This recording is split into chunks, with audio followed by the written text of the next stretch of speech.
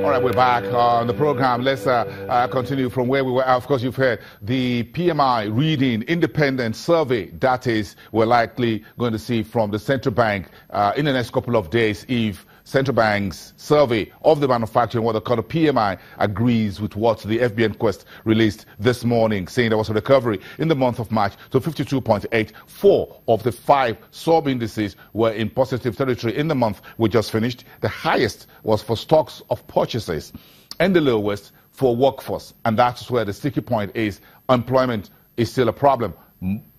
These industries are not hiring as much as they should. So that was negative, or the lowest, not really negative, the lowest reading in the basket, but the highest was for stock of purchases. And the 5 indices were output, employment, new orders, delivery times from suppliers, and stocks of purchases. That's the manufacturing data, saying that the increase was due to the central bank's measures at the end of February to boost FX liquidity, interventions through the forward FX market.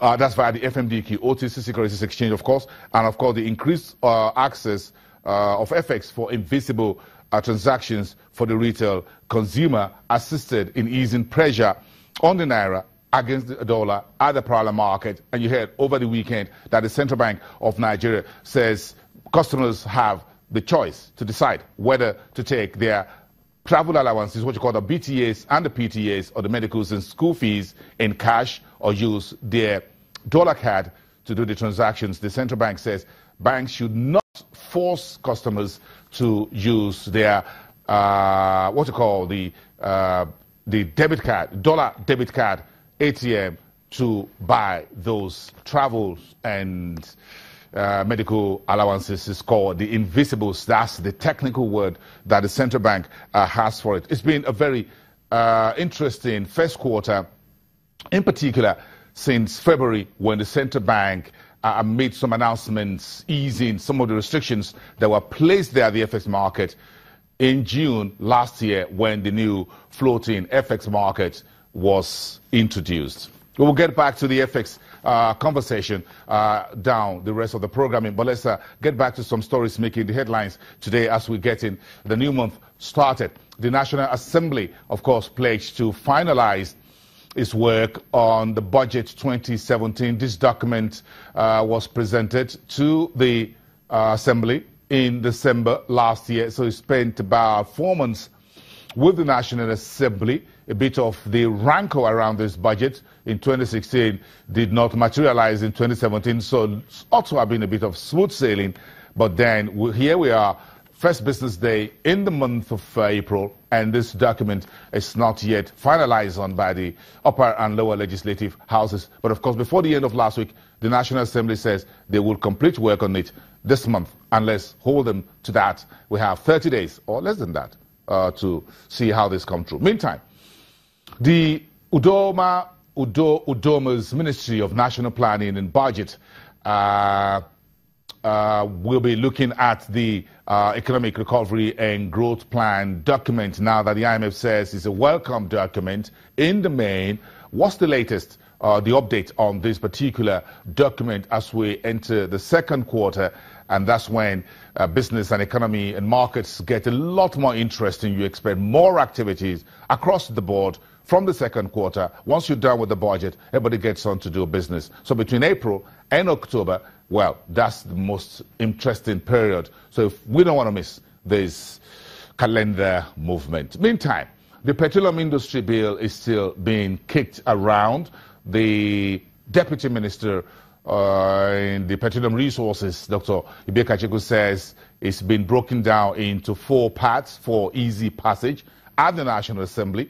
We're not sure when precisely work will start on the PIB, but it's one document that's gone through many lifelines and deadlines in the last couple of years and yet to see the light of the day. And a raft of backward-looking economic data, or what you want to call it, secondary set of data in the new month. We're looking at the March inflation data. You heard from Omotola Bimbola, says they're expecting a bit of a lower trending in inflation, headline inflation, for the month of March, when it's released in about 2 weeks' time from Bureau of Statistics. Then you have the first quarter GDP. That will give us a bigger picture of what happened in the first quarter of the new year. And perhaps we're on the road to that recovery that the IMF says our growth will be a modest 0.8% in 2017. Then you have the unemployment numbers. Well, that's most likely to remain very sticky to the north in the month of March and for the first quarter, but we're waiting for Yemi Kale and the rest of his team to give us the actual numbers. The rest are what you call speculations.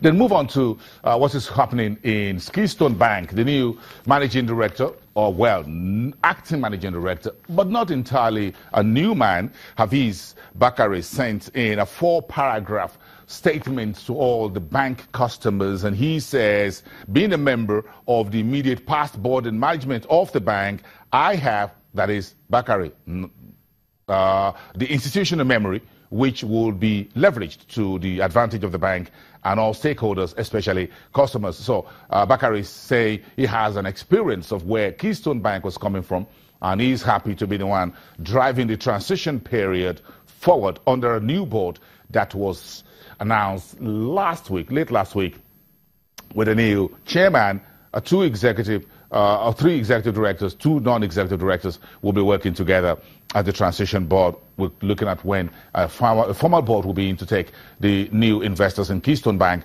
to a new world of banking in Nigeria. And of course, this is also in the news this morning that the petroleum tanker drivers, as popularly known in this environment, or what we call the haulers, says there's no going back on the planned countrywide strike. They're starting today. Well, we advise everyone not to panic as far as Petrobras is concerned. You remember the usual cautionary statements: don't buy petrol into jerry cans and store them in the kitchen, under your bed, or just near your mattress. So anyone near, just buy as you need on retail basis, not to endanger lives and property. That's very important. We need to put that word back out there once again. In the meantime, the Central Bank of Nigeria got half-a-page editorial from the Punch newspapers today, Monday, the 3rd of April, saying that the autonomy of the Central Bank of Nigeria should be sacrosanct, titled, as you can see there in quote. And the newspaper went on to say that the recent call for the autonomy of the central bank to be tinkered with by the Minister of Finance, Kemi Adeosun, was misplaced, was wrong, to use the exact word in that editorial. The editorial went on to say that the problem really was not with the central bank's autonomy, but, quote, lack of skilled coordination between the fiscal, that's the government, and the monetary authorities, that's the central bank. And the newspaper says that's exactly where the problem really is. The autonomy of the central bank should remain sacred. Meantime, earnings releases is still on tap, and that's what is helping the markets, in particular the industrial and commercial goods sector, to remain positive. In the week we just finished, a bit of these numbers were bitter, but more in the sweet. And you see companies such as Unilever making a comeback, and some analyst reports from Exotic Partners in London saying that the FX easing by the central bank will help companies such as PZ Cussons to make a comeback in the earnings for the 2017 and the entire sector. That was a week ago.